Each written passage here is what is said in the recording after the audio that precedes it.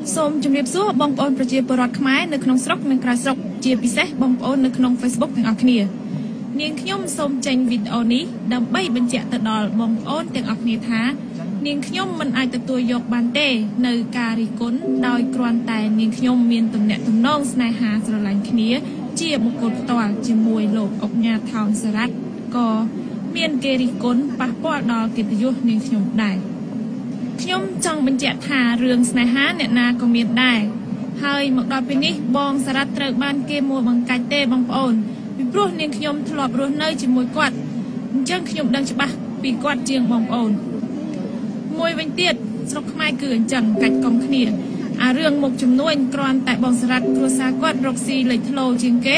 ក៏មានអ្នកច្រណែនអ្នកមួបង្កាច់គ្នាចង់ផ្ដួលរំលំគ្រួសារគាត់អញ្ចឹងហើយក៏គេចោទថាគាត់ជាមេខ្លោងសម្រាប់លោកអុកញ៉ាអឹងមេងជឺក្នុងរឿងហ្នឹងខ្ញុំមិនជឿទេខ្ញុំនឹងរកវិធីការពារជួយបងសារ៉ាត់ឲ្យរួចផុតពីការចោទប្រកាន់ទាំងនេះហើយនឹងរកឃាតករដៃដល់ឲ្យឃើញបើតុលាការក៏ហៅនាងខ្ញុំទៅបំភ្លឺក្នុងបញ្ហានេះនាងខ្ញុំសូមស្វាគមន៍ជានិច្ចសូមបងប្អូនជួយ like និង share វីដេអូនេះផងសម្ដេចអើយសម្ដេចអើយសូមមានតែលោកទេដែលអាចជួយយើងខ្ញុំទាំងអស់គ្នាបានសូមលោកយកយុទ្ធធម៌ឲ្យពួកខ្ញុំទាំងអស់គ្នាផងខ្ញុំថោកសារ៉ាតនិងអង្គរៈរបស់ខ្ញុំបងប្អូនខ្ញុំប៉ាម៉ាក់ខ្ញុំមានតែលោកទេដែលអាចជួយពួកខ្ញុំបានខ្ញុំមិនចង់និយាយទៅទេខ្ញុំមិនចង់ចាក់ចេញពីដីកម្ពុជាទេខ្ញុំស្រឡាញ់ទឹកដីនេះណា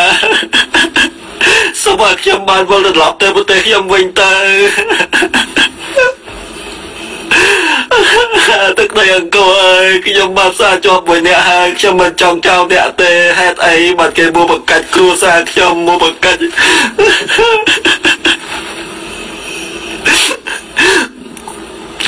ការងារទាំងអស់នេះមានតែសម្ដេចទេមានតែសម្ដេចមួយគត់ខ្ញុំសូមអង្វរសម្ដេចសូមចេញ